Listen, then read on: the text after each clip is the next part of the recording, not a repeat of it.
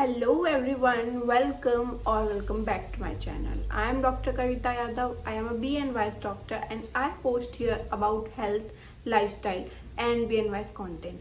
और हमारा आज का टॉपिक है कि BNYS के लिए काउंसलिंग कैसे करती हैं, क्या प्रोसीजर होता है, क्या क्या एलिजिबिलिटी होती है, क्या क्या आपको क्राइटेरियाज फॉलो करने होते हैं और जब ज्वाइनिंग होती है उस वक्त आपको किन किन चीज़ों की आवश्यकता पड़ती है। तो इन सब के बारे में एक प्रॉपर वीडियो बनाई है, इसके बारे में आज हम समझेंगे।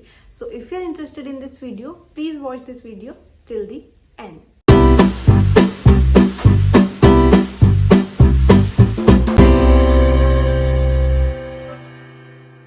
सबसे पहले समझेंगे कि नीट काउंसलिंग किन किन के लिए की जाती है। सबसे पहले है एमसीसी काउंसलिंग जो कि की जाती है एमबीबीएस एंड बीडीएस के लिए। उसके बाद है आयुष काउंसलिंग जो कि की जाती है हमारे जितने भी आयुष डिपार्टमेंट के कोर्सेज हैं उनके लिए। एंड उसके बाद आता है नर्सिंग या फिर एमएनएस यानी कि मिलिट्री नर्सिंग सर्विसेज, तो उसके लिए भी अभी काउंसलिंग जो है पिछले साल से अलॉट की गई है, तो वो काउंसलिंग आती है। अब हम मेन समझेंगे कि आयुष काउंसलिंग क्या है। आयुष काउंसलिंग के अंदर आते हैं दो तरीके के। सबसे पहला है AA CCC जो कि एक ऑल इंडिया कोटा के लिए होता है, और उसके बाद आता है स्टेट कोटा के लिए। सो जो जितने भी जब भी काउंसलिंग होती है तो उसके अंदर 15% जो है वो ऑल इंडिया कोटा के लिए सीट रिजर्व्ड होती है, और बाकी की जो 85% सीट है वो स्टेट के लिए रिजर्व होती है। फॉर एग्जांपल, अगर कोई सपोज यूपी का कोई कॉलेज है तो और उसमें 100 सीट है, तो 15 सीट जो है वो रिजर्व रहेंगी ऑल इंडिया, मतलब वहाँ पे बाकी किसी भी स्टेट से जो भी स्टूडेंट्स हैं वहाँ के लिए भर सकते हैं। और उसके अलावा जो 85 सीट्स हैं वो वहीं पे उसी स्टेट में यानी यूपी के स्टेट से ही आपको वहाँ पर एडमिशन आप ले सकते हैं। पहले हम समझ लेते हैं एलिजिबिलिटी क्या है नीट काउंसलिंग के लिए। उसके लिए है नंबर 1, आपके जो पीसीबी है 12th में उसमें एग्रीगेट अप्रॉक्स 50% मार्क्स से ज़्यादा होने चाहिए। कुछ कॉलेजेस में 40 या 45% मार्क्स भी के स्टूडेंट्स को भी अलाउ किया जाता है, बट मिनिमम 50 का क्राइटेरिया है। नंबर 2 इज एज लिमिट जो है आपकी 17 to 25 के बीच में होनी चाहिए। एंड नंबर 3 इज आप नीट क्वालिफाइड होने चाहिए।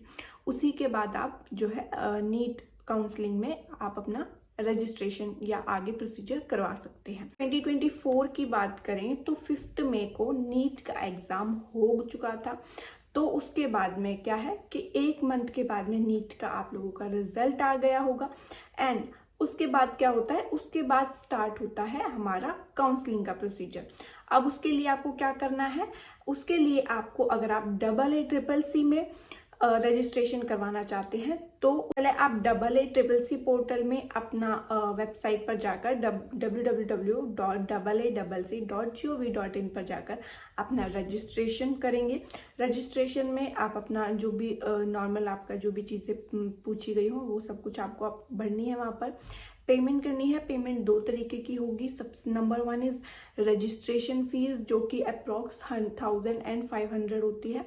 1000 is for normal general categories and जो बाकी कैटेगरीज है उनके लिए 500 होता है।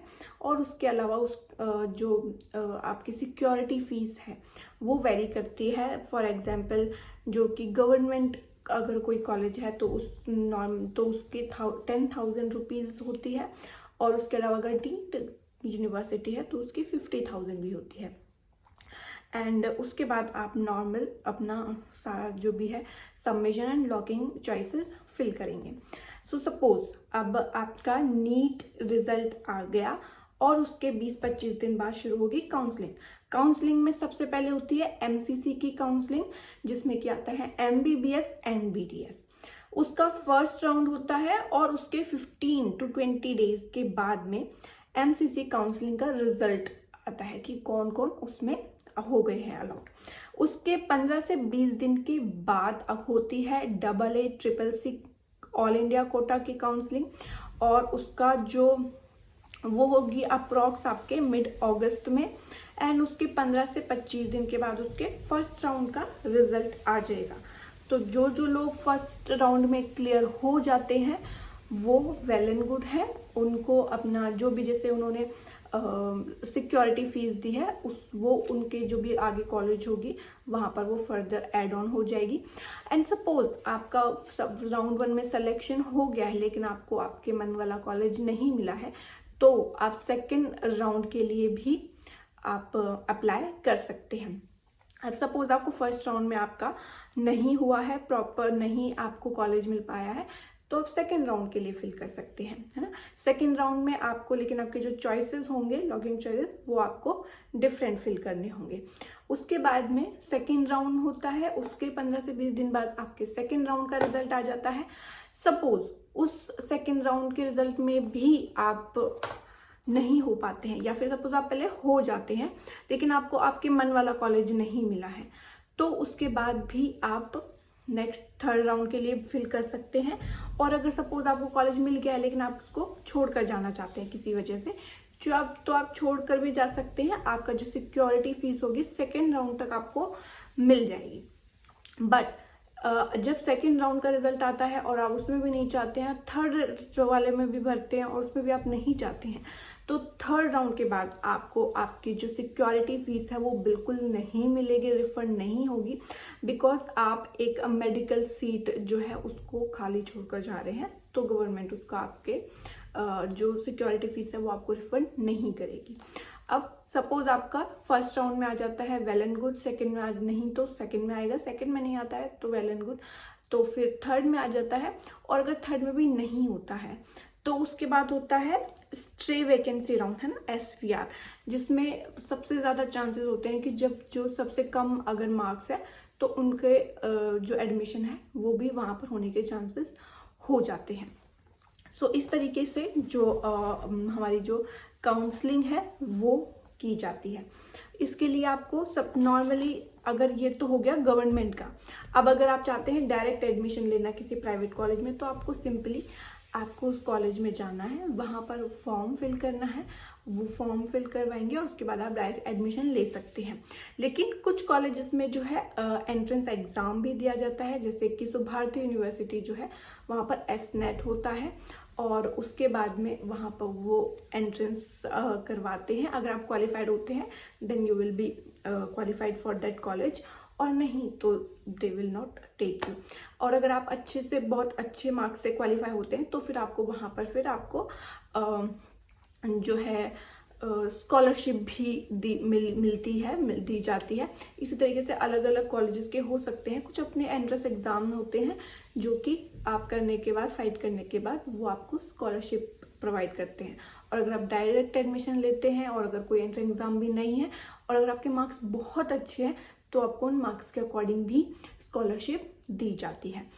सो होप आपको ये वीडियो थोड़ी हेल्पफुल रही होगी। एटलीस्ट आपका जो बहुत ज़्यादा डर है कि नीट से ज़्यादा नीट की काउंसलिंग जो है वो डिफ़िकल्ट है, तो ऐसा बिल्कुल नहीं है।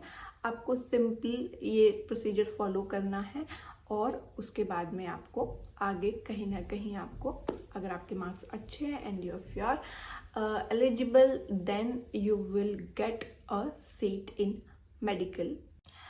सो होप आपके डाउट्स क्लियर हुए हों, और अगर कुछ और क्वेश्चंस हो तो please comment down below, I will try to answer. And please like this video, share with your friends and subscribe to my channel for further updates. Thank you.